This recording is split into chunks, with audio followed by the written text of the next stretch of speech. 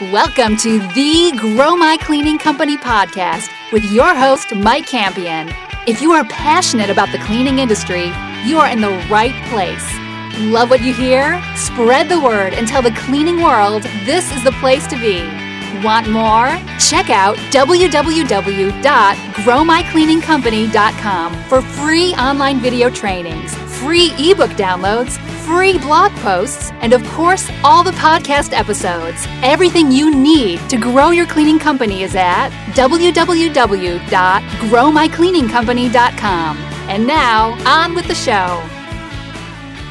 Welcome to the Grow My Cleaning Company podcast, where I coach owners of cleaning companies every Monday, Wednesday, and Friday on anything and everything related to cleaning companies, growing them, comments, complaints, frustrations, encouragement. We got it all. If you are committed to growing your cleaning company, go to growmycleaningcompany.com, where you can get everything you need, from videos to podcasts to ebooks to webinars, all sorts of cool stuff that will help you create the cleaning company and the life that you've always wanted. If you'd like to be a guest on the show or have any feedback or questions about the show, get in contact with our producer Natalie at growmycleaningcompany.com, or give her a ring at 480-648-5149 to apply to be on the show. We're excited to hear from you. All right, today we are talking with my friend from across the pond, Henry Pugh from Target Cleaners. Target is just starting out in the Murphy-fied area, and if you want to reach out to Henry and his team, you can get a hold of them at www.targetcleaners.com. Targetcleaners.com. Henry, so excited to have you. What's shaking, my friend?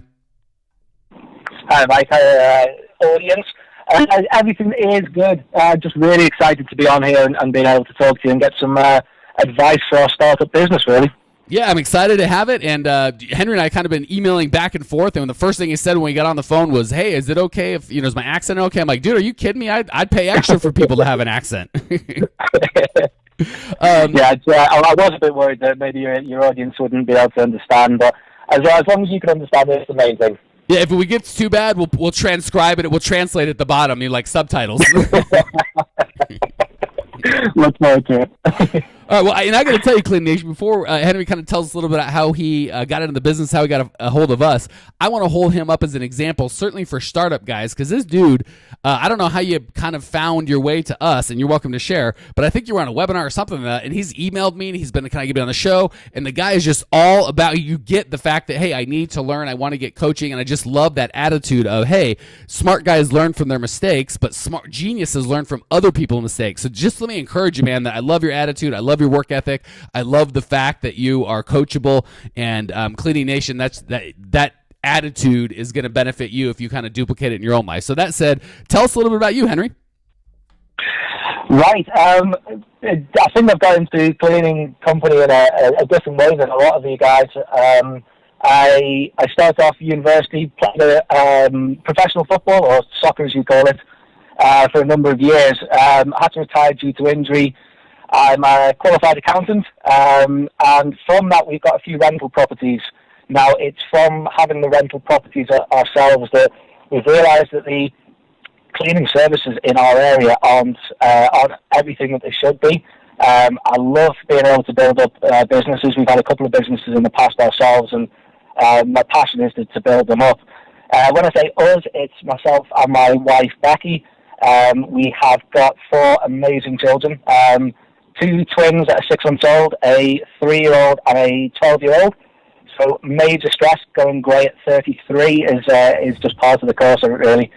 And it's just having as you said before, a passion to build this company up and not just make the mistakes, learn from the mistakes. I don't think you can build a company up without making those mistakes, learning from them, and making sure you don't make those mistakes in the future. But yeah, that's my story, really, and how I've got into it, really.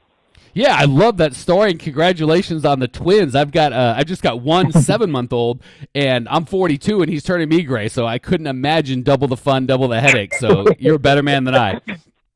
Yeah, it's good to have a lot of migraine pills by the side of the bed at night. And I also like that you kind of acknowledge your wife as a partner. That's really cool, because obviously, first and foremost, our spouses are our partners in life. But whether they take an active role or a passive role in the business, they're still our partners. So I think that's very wise. If you don't have everything right at home, there's not a lot of chance you're going to have the success that you want at your business. Exactly, and she's a partner, as you said, not just in the, but in the business, because she has done cleaning in the past. She's the one that's giving me advice as I'm going along from her experiences. But she's also involved with the admin side of the company. And if we ever get any cleaners that are dropping out due to illness or just not wanting to be there that particular day, then she's more than happy to fill in. So yeah, she plays a major role in this. Beautiful, man. All right, well, I appreciate you kind of giving us a little background and insight into what's going on in your world over in the UK. And first of all, again, as soon as I say this, you guys are going to email me telling I'm full of crap, but I think you might be the first UK guest we've had on the show. So if that's the case, welcome and congratulations to that dubious honor. Thank you very much. Very honored to be on here. Yeah, and I've been to Heathrow Airport, and that's it. I've never really spent any time in England. So one of these days, if I can build an audience out there, I'll come do an event so I can have Henry take me around his beautiful country. Yeah, please don't bring your services over here, because it means that our competitors would get the good info as well, and we wouldn't be as far up in the table if we've got competitors that are using you as well. Oh, beautiful. Thank you, man. All right, well, hey, let's talk enough about me in England and all that nonsense and your cool accent. Let's jump into building cleaning companies, my friend. What is going on in your world that I can help you with today that maybe Cleaning Nation can get some benefit from as well? Well, we've just started up, and we've literally just got our first contract. We've taken on someone within the last few days as a contract cleaner. Now, my question, or at least what I want to know, if possible, from you, from being doing this in the past, you've done this so many times before, is how do we get the contracts? How do we grow? What tips and advice would you give us as a startup to initially grow? There's so many podcasts out there and webinars that we've listened to that tell you from the established companies' point of view, but what about from the startup's point of view, really? Man, such a good question, and I think I was telling you before we hit record that I really know that that's a theme just from what I get from the Facebook group and the feedback on just all over the feed, all the feedback I'm getting. I know that kind of the guys or gals or people wanting to start or right at the front end of the business is probably the biggest group of you out there, and I haven't had that specific question on the podcast, so I'm really excited to answer it because I think we're going to bring a lot of value to Cleaning Nation today. To just like you said, Henry, a segment that's not I don't want to say gets overlooked, but might feel like, yeah, that's all great when I'm up and running, but how do I get started? So I'm dying to dive in. All right, I've got a lot, so I'm going to probably talk real fast, and we might run a little long, but it's your fault. You asked me a question. I'm going to get on my soapbox, so buckle up, brother. So first of all, the foundation that I want to start you with, and again, I would just kill if I could have had this information 20 years ago when I started my cleaning company, because the reason I know all this so well is I've done it all wrong. So forgive me if I'm passionate, because I'm just like, oh my gosh, I can save. So I've already paid the tuition for this class, and I didn't get I can get more value out of it by sharing it with Henry. So all right, so first and foremost, you've got to get in your head, and I think you may have this already, Henry, but I want to make sure I share it for Cleaning Nation, because this is the foundation. Yeah. So many people get into the business thinking there's phases, and phase one is we're going to clean buildings for a living, and at some point we're going to transition out. That will cost you time and money and headache, and that will choke your business and just put you a year or two behind schedule. That's not, unless that's what you said. If you're just some insane person that they just love cleaning and you want to clean, and the getting paid and the business is secondary, God bless you, go clean. But if you want to build a business, you do not want to clean. Not your first account, not your second account, no accounts. If I could break your ankles painlessly so you couldn't clean, I would do that, and it would help your business. So you've got to get like, I don't know how many of you guys are Michael Gerber fans, but he wrote a book called The E-Myth. It's excellent. He talks about the last thing a mechanic should do is open up an auto repair place, because what happens when a mechanic quits or gets sick or anything happens, he's like, well, I guess I better start putting together that transmission. The problem is he's doing that, nobody's running the company. So I would much rather you act like this was a technical skill that you didn't possess. Like, again, mechanic would be perfect. I don't know how you are with mechanics, but I'm assuming you can't put together a transmission, and you certainly wouldn't charge somebody for it. Pretend that that's you with cleaning. Like, I just can't clean. That's not my job. It's not what I do. It's not what I'm here for. It's not what I should be doing. Not you, not your wife, not any of the owners. You guys own a cleaning company. Owners of cleaning companies have very different responsibilities than cleaners for cleaning companies. You don't want the cleaners running the company, and you don't want the owners cleaning. That's that. I'm trying to be emphatic. I don't want to go too long, but it's a big foundation. Any thoughts or questions or fears before we move on? No, that seems to be what we had in mind anyway. We're there to build the business up, to promote the brand, to make sure that our cleaners have got work, regular work, and that's in history. That's what we've been good at. So transitioning that to this company, then yeah, what you've said fully makes sense. Good. So, yeah, I would be looking for my first job simultaneously as my first cleaner. And if I had to pick one to get first, I'd pick a cleaner first. I'd really rather have the staff not that if you have a job, I'm not saying don't start it, of course. I'm just saying I would rather you have the cleaner hired before you get the job. Okay, so assuming you've got that foundation of I'm not a cleaner, that's not what I'm here for, I own a cleaning company, systems are what's going to get you there. If you don't have systems in place, you're going to end up either having to tell a customer no or going out and cleaning yourself. There's a lot of subsystems, and we can get all sorts of deep. But when you're starting out, you need two systems and only two systems. And they're very similar. You need a client attraction, or really a prospect attraction system, and an employee attraction system. That's it. Notice I didn't say client getting system or client chasing system or client begging system, a client attraction system. You put out cheese and the mice come. You don't chase the mice. You try and get them to come to you.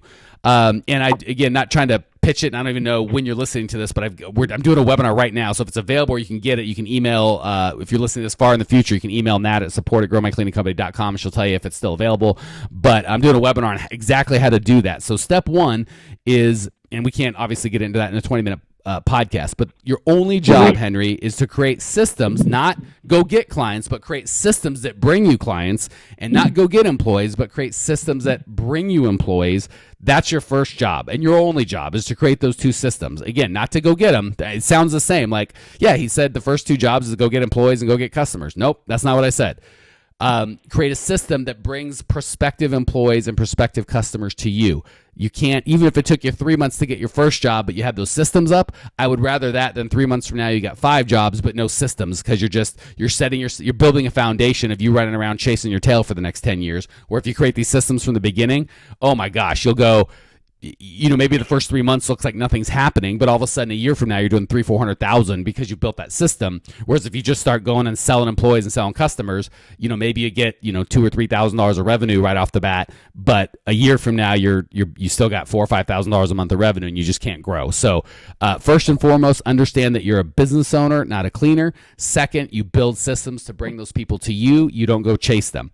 Any other questions before I keep rolling, brother? No, at all.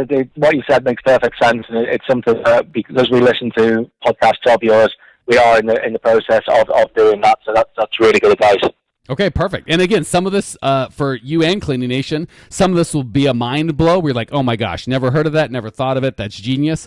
Others of it will be, oh my gosh, I knew that. That's good. It's good advice. I knew that, but that's a good reminder. But keep in mind, I'm really smart about, I know exactly what I need to eat to look good and be thin. I know exactly what I need to do at the gym. That doesn't help me one iota if I'm stuffing my face with pizza and sitting in my butt all day. So reminding you of what you know and encouraging you to do it or putting it away where you get it and it makes sense is equally important. Don't just dismiss that like, oh yeah, don't eat carbs, got it, and then go eat a pizza. That didn't help you at all.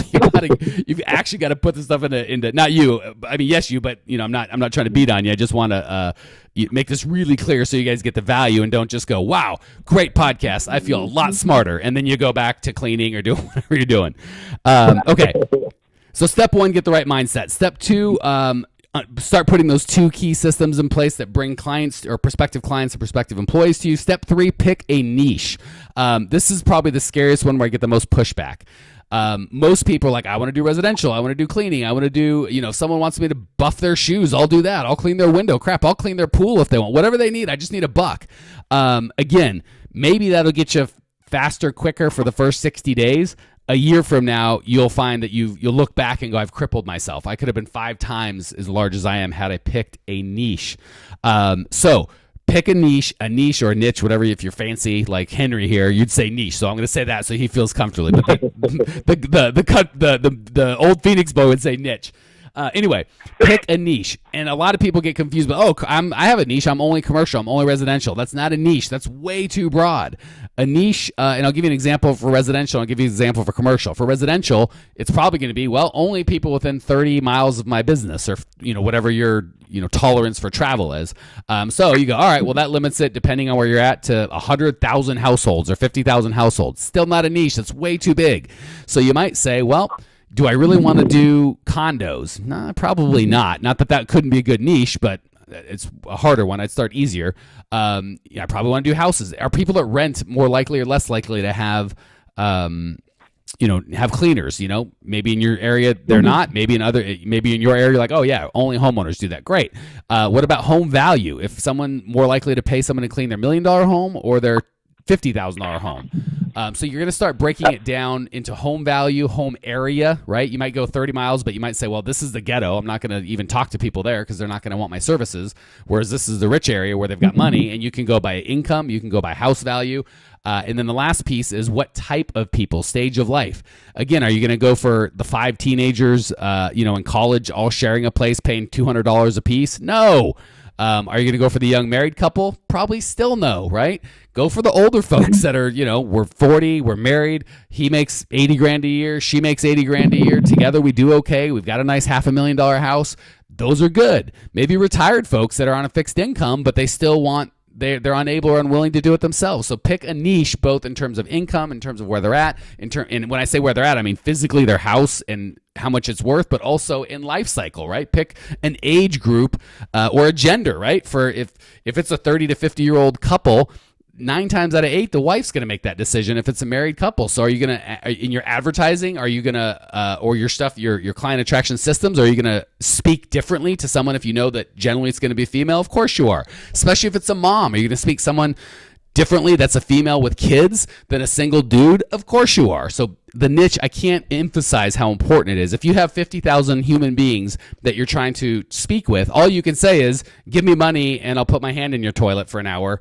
That's all you can say. But when you get down to a mom who's 40, who's got 2 kids, who's got a job, whose husband works, who probably feels guilty that she's not at home with her kids, that you can be very specific with, feel guilty that you're not at home with your kids, and when you are at home, you're too busy cleaning, let us help you. That's so much more compelling than give me $12 and I'll clean for an hour, or whatever, $30 or whatever the case may be. I've gone too long on that, so I'm going to go real quick on the commercial. Commercial's super easy, right? Property managers or property owners, that's your first decision you've got to make. If you go to property managers, there's still a niche. You want medical? Do you want people that do Class A warehouse? Specialize in over millions. How many square feet do they have under management? So that's that. On the owner side, you're gonna have to decide what kind of business. Do I want to do gyms? Do I want to do restaurants? Do I want to do medical that's managed by the owner?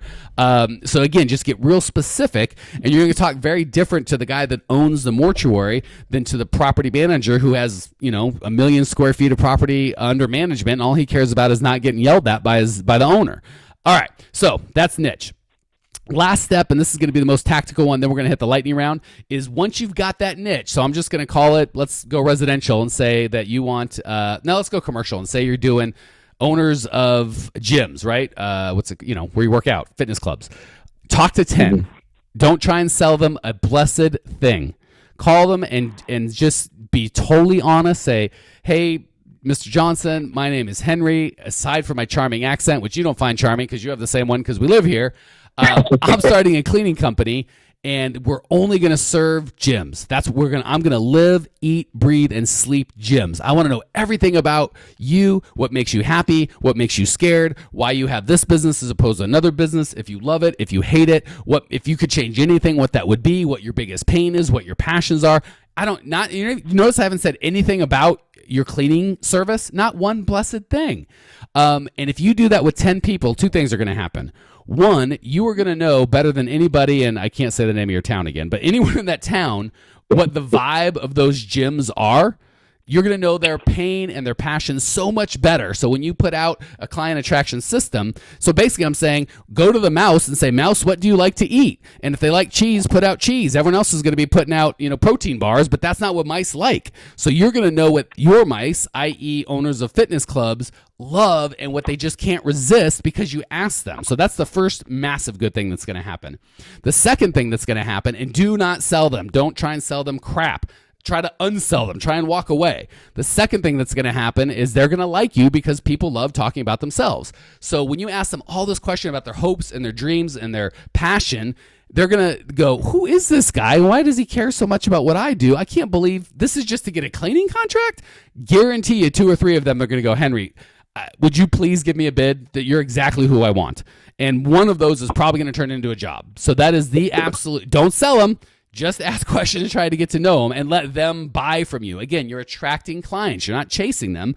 You're just going out, and that's very attractive to talk about somebody and what's important in their lives for an hour. That's very attractive to people. So you're attracting those customers, and they're going to come buy from you before you even have an opportunity to sell for them, as long as you give them that space. As soon as you start selling, they go, caught you. I knew this was a scam, and I knew you weren't really interested in me. You just wanted to sell your own thing, and you've blown the whole deal. So do not sell, but I promise you they'll buy. All right, that was like a master class that should have taken 2 hours. We jammed it in 9.5 minutes. Before we hit the lightning round, any questions, comments, or thoughts before we move on, sir?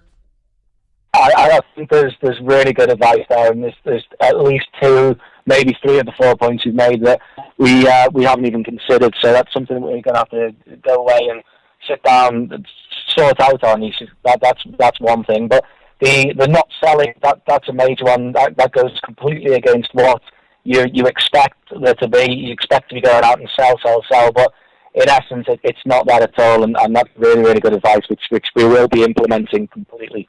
Yeah, and let me just encourage you in Cleaning Nation. I haven't sold anything for feels like decades. I had a car dealership, for crying out loud. Car dealership's the most selly thing. And let me tell you what happened. If you came onto my lot, our salespeople would not come out and be like, hey, what are you doing? How can I help you? Whatever. They would literally yell at you from 20 feet away, hey, we don't want to bother you, so when you're ready, just come on in. Without even waiting for you to respond, they would turn away and start walking away. 80% of the time, the customer would go, whoa, hold on, please come help me. So do you see the difference between going and opening the door and the customer's like, oh, crap, here it is. Get this guy out of here. You look at, hey, how you doing? Can I help you? No, we're just looking. Go away. That whole vibe changed to, oh, please, will you come help me? So again, in everything you do, if it works in car dealerships, I promise you it works in cleaning companies. It's almost like shooting fish in a barrel. It's too easy. You don't try and sell them. You walk away from them. Same with the coaching. I tell most people when they call, hey, I need private coaching. What do you need? My response, or Natalie, or whoever answers the phone's response, is always the same. It's really expensive and probably not for you, and you have to be invited. And then they start selling me, I really need it. Please come help me. Blah, blah, blah. Maybe this isn't a fit. So anyway, let me just encourage you. The more you pull away, the more they're going to pull towards you, and we're attracting clients and employees, never begging, never chasing. All right, enough of me ranting. Henry, even though you're just starting, I know you've got a lot of good stuff to share. Let's hit the lightning round. Question number 1, what's the best piece of advice you've ever received? To be honest, I think it's something that you've reiterated over the last however long I've been listening to these podcasts. It's not only is customer king, you've got to serve them and make them happy, but you've got to make your employees happy. If you don't have a happy employee, you haven't got a happy workplace, and you're going to end up in a situation where they're just going to walk. They're not going to do the job right. You're going to lose customers, but you're going to lose employees as well. Crap, I should have said that. Thanks for catching my miss, brother. I appreciate you. And good answer. All right, question 2. What's the biggest... Well, this is going to be an interesting one for you because you're just starting, but I'm still going to ask it because I think it'll be insightful. What's the biggest mistake you've made in your young cleaning career? It's difficult because it's hard to admit mistakes, but I think stereotyping people is a big one. Just because someone is 25, young and not married, doesn't mean that they haven't got that $500,000 house. They haven't got the need for a cleaning service, or indeed you expect a cleaner to be of a certain social demographic, and it's not like that at all. I think stereotyping people is a major mistake that I've made, and something that I'll definitely learn from in the future. Cool. All right, last question. What's one idea that Cleaning Nation can put into practice today that will improve their lives or their business? Without blowing smoke, it's definitely get onto your podcast. It's something that has really helped us so far, and I'm sure it will continue to do so.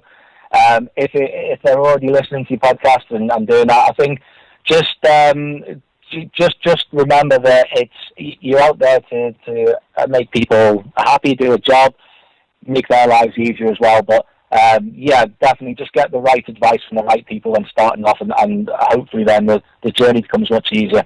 Well, congratulations, Cleaning Nation. If you are within the sound of my voice, you are most likely listening to the podcast, so you're already putting into practice Henry's fantastic advice. Well done.